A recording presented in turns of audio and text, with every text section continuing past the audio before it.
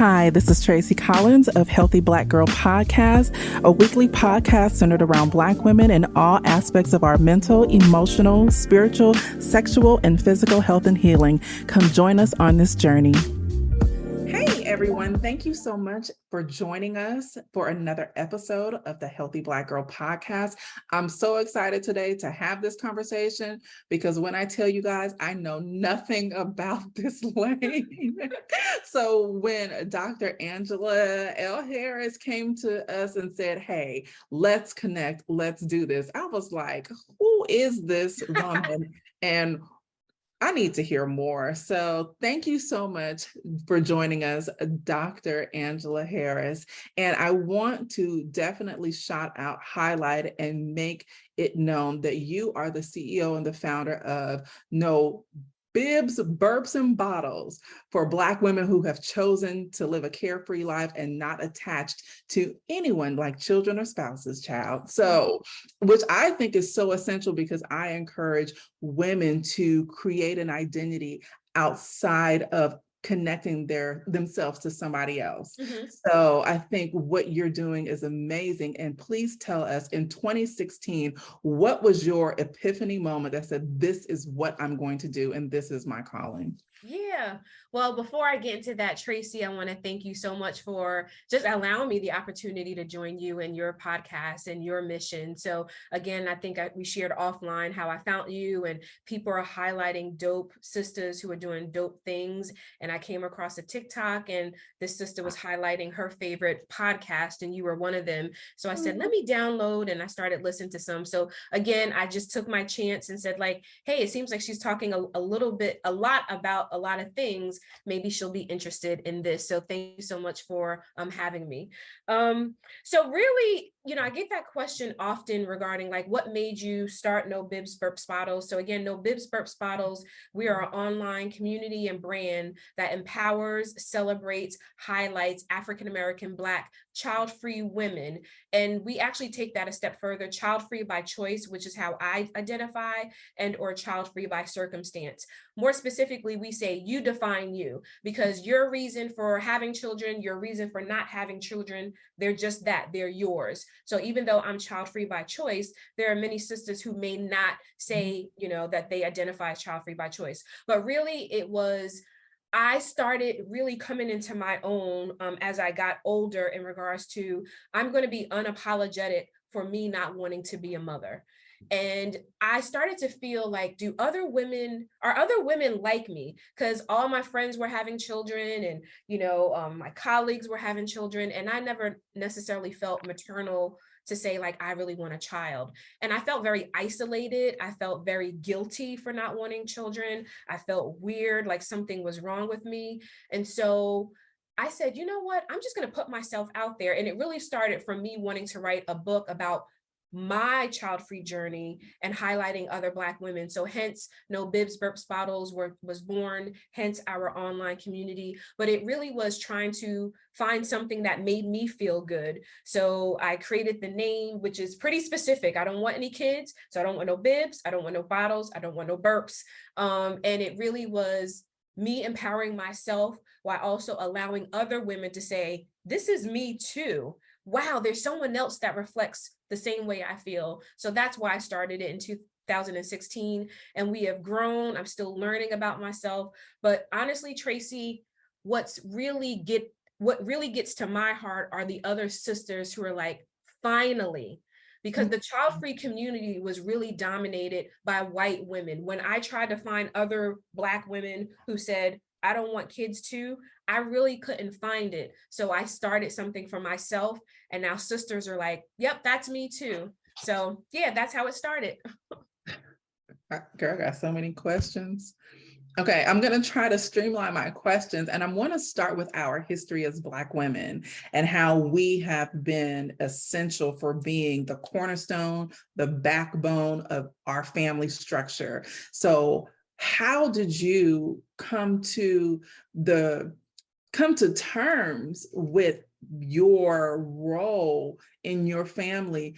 Because I know you have matriarchs who are considered the pillars and the backbones of your family because they're mothers. So please, can you speak to that and how you dealt with that, and if you received any backlash in your family from that choice? Yes, very good question. So I always start with my parents, who have supported me in everything that I've done. It's funny, when I started No Bibs, Burps, Bottles, I don't think my parents were surprised, because I definitely was the child who was very driven, very independent, very goal oriented. And I think my parents were just like, yep, she's always doing something. She's always traveling. She's always reading. She's always in school. And although I think their hopes for me is to be married, which I am not, I don't necessarily think that I never felt pressure from my parents to have children. I think, of course, I think they're like, if she gets married, maybe she'll have some, but they always saw me as very like just goal oriented. I think maybe the extended family members, and more so the patriarch of my family, God bless my grandfather who's passed, he's always he believes in family. So my dad is one of 15, so it's have children, you know, the more the merrier. So I think my grandfather always saw many of his children and grandchildren get married, settle down, have children, because again, we come from a big family. So I've never, from my parents to my extended family, felt any pressure. No one has said like, girl, I can't believe you don't have kids. Now, the flip side of that is, when are you going to get married and settle down? And I think naturally they think from that will come kids. But thankfully, I've been very supportive, especially when I have been very vocal about not having children, being very vocal that I want to support other women who have decided this for themselves. So I feel very supported by my family. But I think going back to the cultural point of, as Black women and matriarchs of the family, we are known to be the pillar of the community.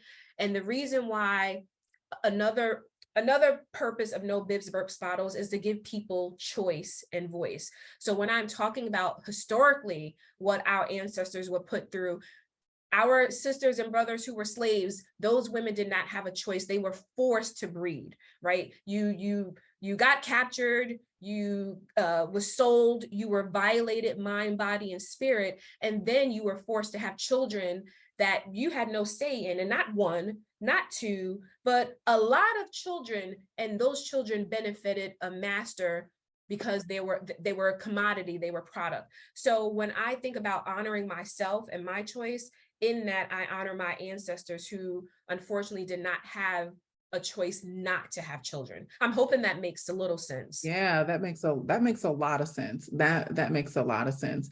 What do you feel about the narrative, we will rest when we die? Well, spiritually, you know, so I do identify as a Christian woman. So when you say that comment, we will rest when we die, it's spiritually, from a Christian perspective, the worries of this world will be no more.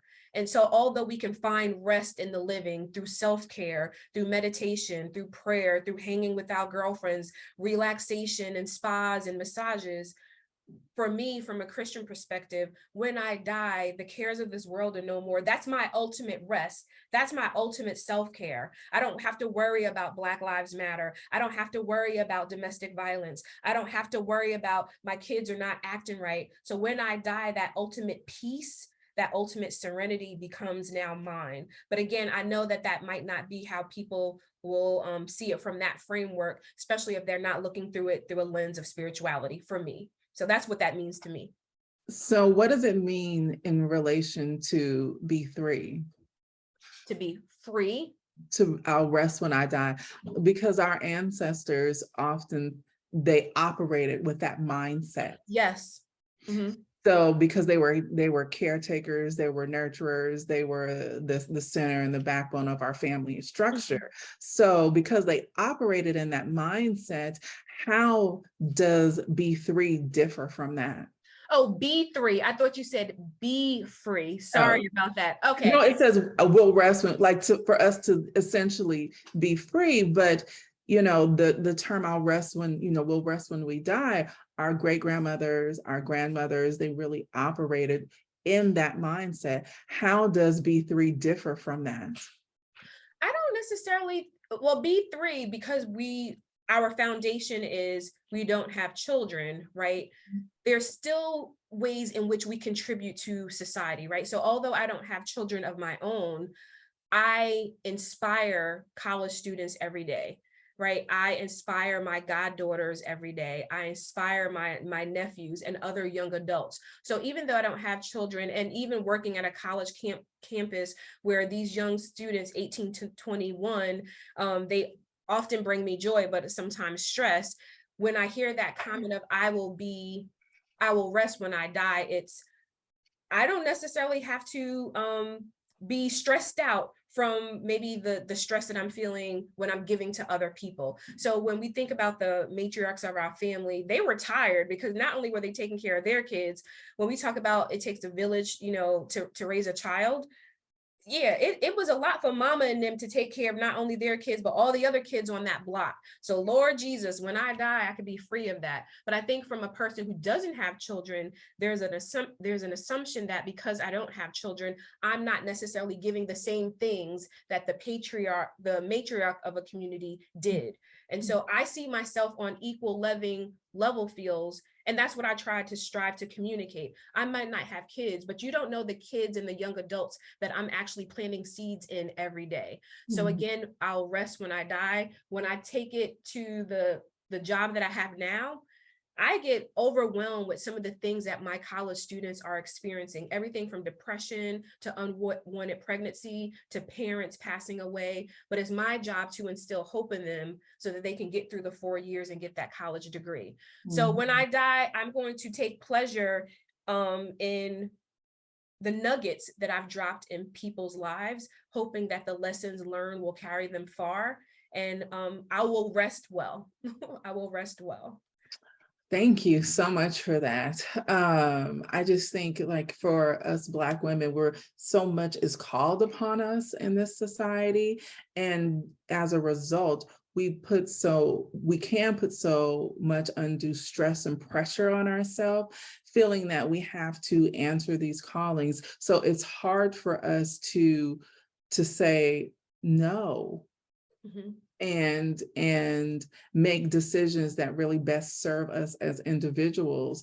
And I know right now there's a whole mass movement of Black women just saying no. Yes.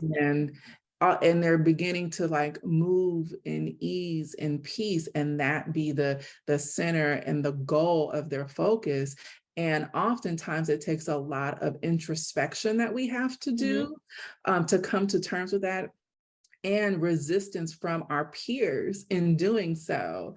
So just wanting to know, like, does B3 see the same thing happening? I would say in regards to, so there is sometimes a lot of pushback that I personally receive with B3, as well as just the child-free community in general, thinking that, okay, we are being selfish because our role, society will convince us that the role of women is just to procreate and have children and have as many as you can possibly have. You do that by honoring your husband. You do that by honoring God. It's better to be fruitful than not. And so it's about, for me, choice and having the other narrative of it's okay that I've made this decision for myself. Because yes, I might not have to, there are a lot of areas in which I encourage Black women to say no, even when it comes to their own children, right? Because what we often hear, or what I've often been exposed to, are women who are mothers, which again, B3 doesn't, a lot of times I want to make it clear, we're not bashing moms. We came from mothers. It's simply the other side of the coin and sharing another narrative. But we will often hear mothers say, like, I've given up myself for my kids. And, I never want to challenge that, but is that a good thing, right? Or when do you say no when it comes to your children, or come to your spouse, or when it comes to your community, or comes to your job or your sorority? And so I rather live now in peace rather than die. Like, yes, I want to die in peace, but we shouldn't have to wait for that, right? Can we have a little piece of peace here on earth? And there are platforms like yours, being healthy, mind, body, and spirit. How do we feel good about saying, no, I can't do that. And I have actually been getting better based on platforms like yours and other sisters to say, no, I don't have kids to run home to, which is another thing. Just because I don't have kids doesn't mean I want to stay an extra hour at work, because I have a life too, right? So there are things that I can say no to without necessarily having to explain, right? My no can mean I'm going home to go to sleep early. My no can mean I'm going to have brunch with my friends Saturday, so I can't come in to do orientation, right? And how can we learn to capture that peace of mind, body, and spirit now, rather than saying, when I die, I'll get it. Right. No. That whole I'll die. I don't want to die. I don't want to rest have when to. I die. Like, Yeah. I Mhm. don't want us to have to wait for that, right? Yes, there's comfort to know that you've lived a good life and you will transition over and have a peaceful spirit, but we have to do a better job in capturing that for ourselves now. Now. Exactly. I love that. I love that. So now we're gonna make it a little lighter. What the men say, girl? So what they say? yeah, that's a good question, Tracy. Well, I just actually did I did an interview with 4 child-free brothers, and that went well because it was 4 brothers who were at different stages of their child-free journey. Because a lot of times people will assume, again, all Black women, want kids, all Black men got 8 kids. And for these men to share with them that they are child-free by choice, or they're child-free right now because they want to actually be married. Like, there are men who want to be married and wait to start a family.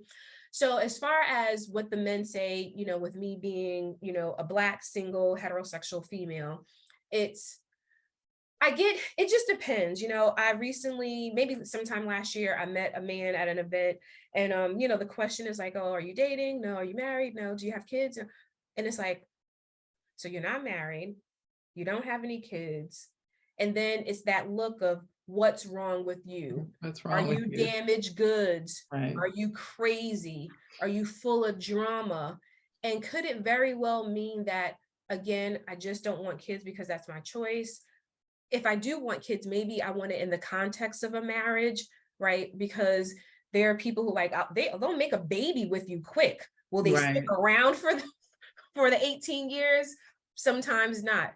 So when I'm listening to the other sisters, and I talk a lot about dating and being child-free, it's important that if you are child-free by choice, you need to be able to feel comfortable articulating that while you are dating. Because there are some men who want children. There are some men who want families. And if you are confident and true in your choice, that's not going to be the best match, right? Because at some point that man is going to some point say, when are we starting? And then there's going to be conflict. So I try to really encourage women to know what they want when they're dating. I try to stay true to myself.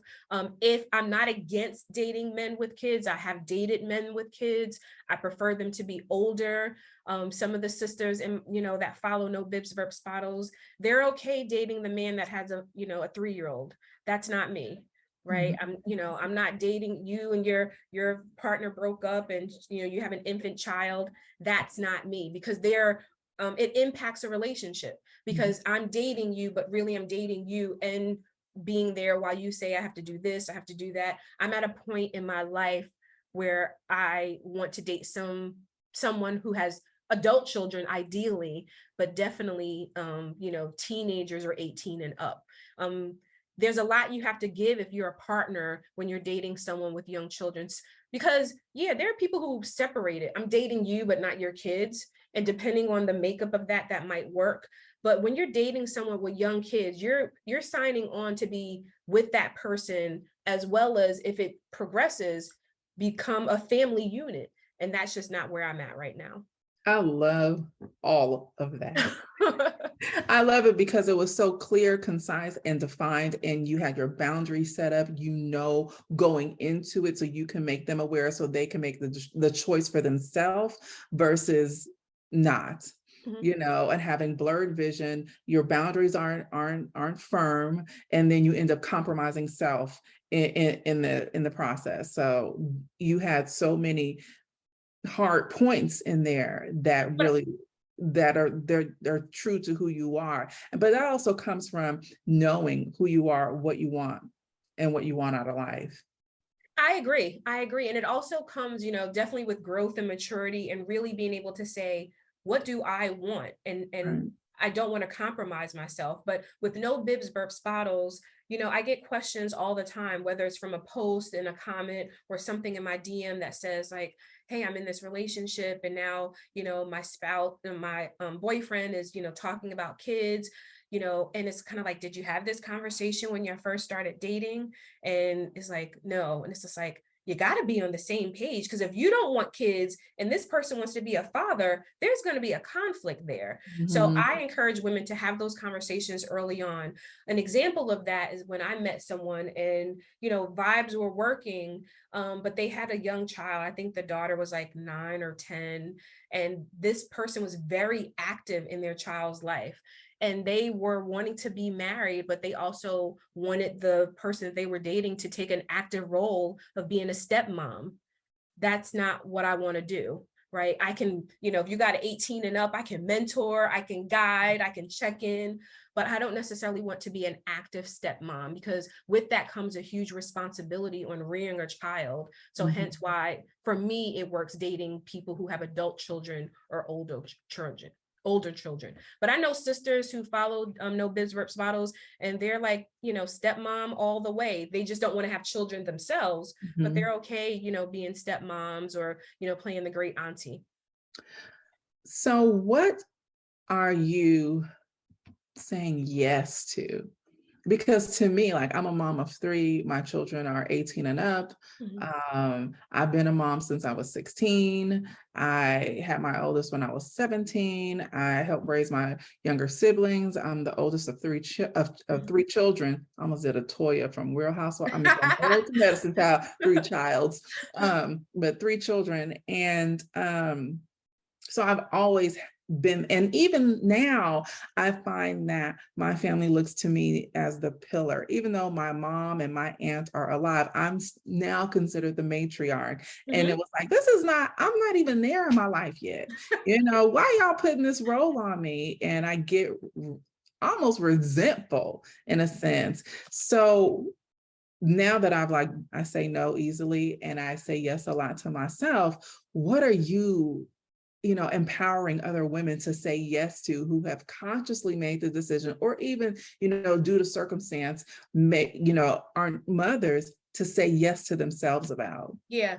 So because I'm also a mental health advocate, and I have another page, Harris 316, that promotes the intersections of mental health, wellness, faith, and spirituality, really having a sense of purpose, peace, is really what I encourage, at least the sisters that follow No Bibs, Burps, Bottles. And so you don't have children, but that doesn't necessarily mean that you got it all together. So I want women and sisters who are child free to say yes to their mental health, to say yes to being authentic, their authentic selves, saying yes to the desires of their heart and what they strive to do. So it really is, for me, mental health, mind, body, and spirit first. So when you don't have children, there are assumptions that we have all this time in the world, and we are just as busy as mommies. It might look different, right?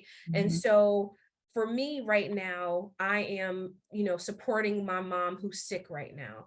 I'm afforded the ability to do that because I don't necessarily have children that I have to rush home to. And I always said, I was on another interview and I'm like, I don't know how moms do it. Like, if you are a caregiver and you have a spouse and you have children, I would imagine that could be very difficult. So I'm thankful that I'm in a position where I don't have a partner or children, because I can give all my time to my mom who's sick and in the hospital, and I can go back and forth.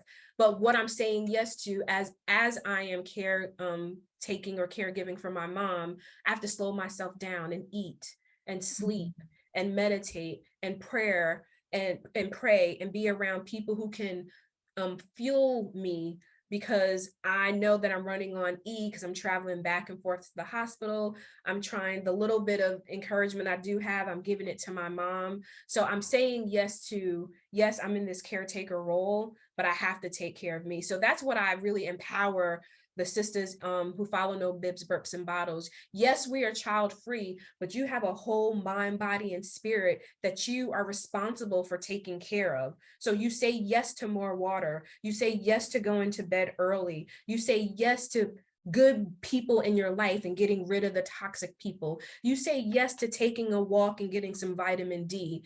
While saying yes, being okay saying no, because the more you can say yes, we're hoping that you're using that to pour in your spirit.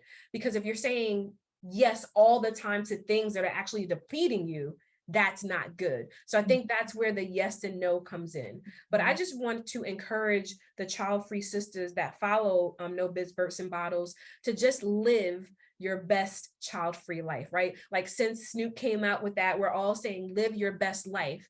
You have to define what that means for you. So although we are child-free, my best child-free life may be very different than the other sisters who are also child-free. So that's how I would say yes to things that are going to fuel your spirit, make you a better person, make you a kind person at that, so that you are not You want to depleting say yourself. that again for the people in the back? The kindness. Yes. How about being kind to each other and showing each other grace as Black women? That is an area Black women fall very short in. Yes. Yeah. And it doesn't even have to be this huge constructed kindness on just a simple basic level, right? Costs you nothing. Absolutely. And then following through with that, right? So if I'm actually saying, Tracy, I'm struggling, simple kindness would just be, what do you need from me, Angela? How can I help you? And then I'm responsible for then letting you, because if I just keep saying I'm fine, but yet you've asked me 5 times what you can do for me, then that's on me. Right. You've done your part, right? You've done your part in saying, I'm a check-in, I'm a be available, I'm a be accessible. But if I keep saying I'm fine, but yet I'm still saying I'm struggling, then that lies on me. And what the ideal match should be is, hey, Angela, how are you feeling? Tracy, you know what? I am going through it. You say, what do you need? Tracy, can I just come over and talk? Or can we talk tonight at 9:30? Because I need a good crying session. Right. That's where the healing comes in. That's where the kindness, that's where the support comes in. But what typically happens is that I want to stay in my strong Black woman role. So when you offer to help me, I'm not going to let Tracy know that I'm struggling. I'm struggling to post. I'm struggling to take care of my mom. I'm struggling to stay afloat at work, because I can't let Tracy know that I'm actually weak and vulnerable right now. There's so much strength and vulnerability. There's so much to be said of letting go of the strong Black woman, the superwoman cape. I hate it with a passion. I am a damsel in distress. Help me. I can't do nothing, everything by myself. I don't want to. I refuse to. Like, it's so funny because now in my household, everybody goes to honey for everything. They don't even come to me because mom doesn't. And I'll be like, I don't know. And it's literally a freeing place to be, but a place that is taking me some time getting used to, even still, because I was the one who was doing everything and wasn't allowed to just be. So it's a process. So extending the grace to myself in this learning curve of my life. Yes. And even as I have conversations with my child-free sisters, as well as my friends who are moms, we all are in a space where we have to take care of each other. And again, there's assumptions made when you are the mom and you have a spouse and you have kids. It's like, well, she's doing all of that. Certainly she can handle this. And it's like, where's the grace? Like, yes, I have to not only pour into myself, but I have a partner that I got to pour into. I have kids that I have to pour into. You know that, but yet you are asking me to do 8 other things and then catch an attitude when I actually have to respectfully decline. So I think it's a matter of just sisters being at a point where we are comfortable with taking care of us, right? Or even the self-reflection of, why do you keep saying yes to things that cause you more stress, Right. cause you to be overwhelmed? Like, what is that about? Is it perfectionism? Is it like, I just need to shine? I'm the only one that can do it right. Because if that's so, then there are some other things that I think that needs to be uncovered. And a lot of times that can just be uncovered through therapy. Like, why is there the need to keep overflowing your cup only to be stressed out? And not even overflowing with the good stuff. It's the overflow of the things that weigh us down. Yes. I love this. So, Angela, please tell folks where to find your community. Yes. Because first, I would love to be a fly on the wall in that conversation. And that, I mean, because it's so different from what I'm used to in my day-to-day life. But where can people find you? Yes. So for No Bibs, Burps, Bottles, again, we're an online community that empowers, supports, and highlights African-American Black child-free women, child-free by choice, child-free by circumstance. You define you. I do think that we are a community where the information that we share is open and informative. So you don't necessarily have to. I have mothers that follow because they have friends who are child-free. But you can follow No Bibs, Burps, Bottles on Instagram, same name. We are also on TikTok. You can also visit our website, nobibsburpsbottles.com. There's information more about how you can work personally with me. So whether that's just through coaching, you have questions. You can also follow us on YouTube. So we have a YouTube channel where I do a little bit of vlogging, a little bit of the inside of my child-free life. You can also follow us on Spotify as well as Apple Podcasts. So we have a podcast where we have highlighted child-free sisters who are sharing their child-free journey. We also have a couple came out on our podcast letting their family and friends know that they don't want children. The husband shared that he was getting a vasectomy because it was easy for him to do it instead of putting his wife under the knife, or he was having a vasectomy instead of putting his wife under the knife for a hysterectomy.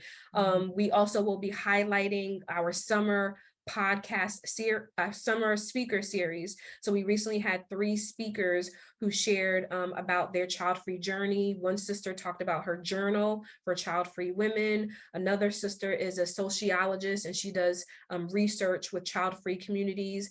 And then we also had our panel with the 4 child-free brothers. So we are definitely bringing things via video, via audio, but we are most active on Instagram right now. We are taking a hiatus for the month of September. So that goes back to that saying no.